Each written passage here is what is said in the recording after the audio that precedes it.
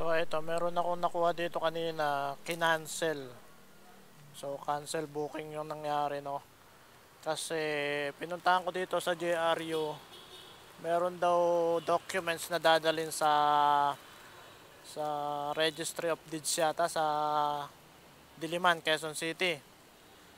So tinawagan ko yung pick up, may sumagot. Malapit na daw sila sa circle. So medyo nalituhan ako doon, ha, kasi circle eh. Maya maya tinanong niya ako, sabi niya asang kabaan niya. Sabi ko nandito ma'am sa school. Bakit nandiyan ka pa lang? Sabi niya. Sabi ko ma'am, ngayon ko lang na pick up yung yung booking. Tapos ano ka ba, joyride? So ibig sabihin nagtatanong siya, meron pa siyang ibang pinagbukan. So ayan, nung medyo nalinawan siya, ang akala niya nandun na ako sa Quezon City Circle kasi nasa circle na pala sila. Parang pinasunod niya yung naiwan na documents na doon, no? And then ayun, nakalimutan niya palang cancelin yung booking nila na pinuntahan ko ngayon. So ngayon, ayun, silbing aral to, no, sa mga nagbo-book. Wala namang masama mag-double booking, pero gaya nito, pangalawang beses ko na yata ito na-encounter. Malayo pa yung pinanggalingan ko eh. Siguro mga mahigit 1 kilometro. Pinuntahan ko, inikutan ko dito, no. Tapos yung pala, nakuha na yung documents ng ibang rider.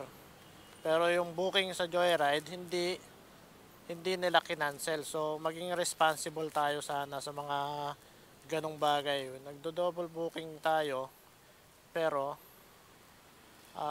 may naaabala tayong tao kasi nga ayun, dahil sa kalimot,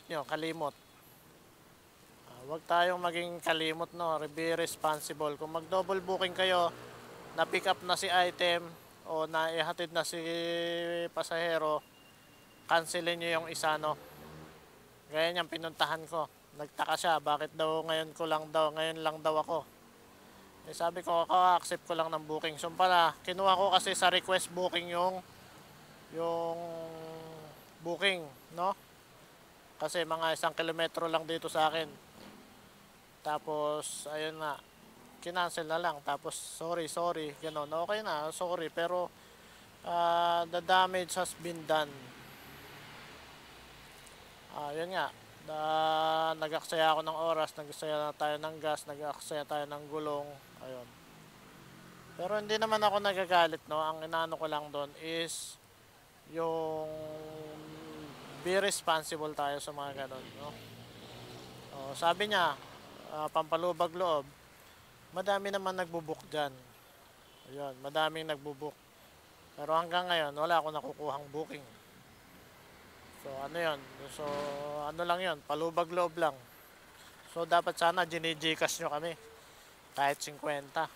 Yun, mas magandang pang palubag loob yun. Mas kuya, akin na yung GCash number mo, sendan na lang kita. Mas okay sa amin yung ganun kaysa doon sa bubulahin nyo pa kami na sige lang kuya, sorry, madami naman nagbubook dyan. Pero yung effort namin, yung pagpunta namin, hindi nyo na-appreciate, no. So yun lang sana, no. Be responsible. Nag-double booking kayo. Kung ano yung nangyari, dapat sana maging responsable din kayo, no. Kaya niyan, kinancelan nyo ako. Ang iisipin pa ng admin yan, tinakbo ko yung documents, yung booking na pinakancel ko. So isa pa rin yon sa mga pwede kong maging record. Pwede akong ma-deactivate sa ganun. Once na wala akong nakuhang booking dito, umalis ako dito, tapos napunta ako sa circle, di ba? Let's say gumapang ako, napunta ako ng circle, para ko nang inano yon, parang nangyari